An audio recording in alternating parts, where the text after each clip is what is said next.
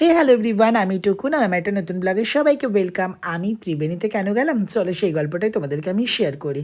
এই হচ্ছে মিষ্টি, ও আমার খুব ভালো বন্ধু আর ওর বাড়িতে গোপালের পুজো হয়েছিল, তো আমাকে ইনভাইট করেছিল।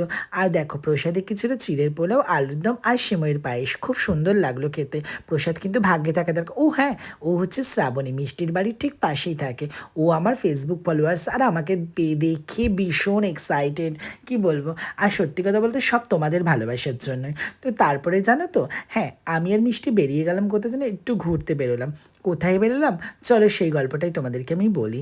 হ্যাঁ, ও একটা পার্কের কাছে নিয়ে গেছিলো, কিন্তু বললো পার্কে বসবি, আমি বললাম একদম বসবো না, চল একটু ঘুরে আসি। তো তারপরেই ও নিয়ে গেল আমাকে বাঁশবেড়িয়াতে অনির্বাণ বলে একটা ক্লাবে। তো ওখানে দেখো বসন্ত উৎসবে কি দারুণ একটা প্রোগ্রাম হচ্ছিল, তাই না?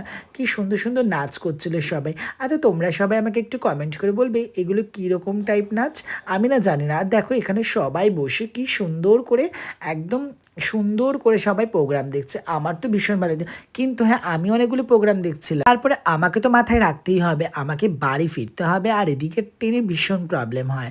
আর হ্যাঁ, তারপরে জানো তো, আমি তো এখানে মোটামুটি প্রোগ্রাম দেখি, আমি এবার চললাম সোজা কোথায় যেন, স্টেশনের দিকে।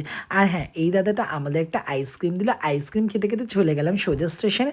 আমার ট্রেন ঢুকে গেছে, চলো ট্রেনে উঠে পড়লাম। টাটা বাই বাই, সবাই ভালো থেকো, থ্যাংক ইউ সো মাচ আমার ভিডিও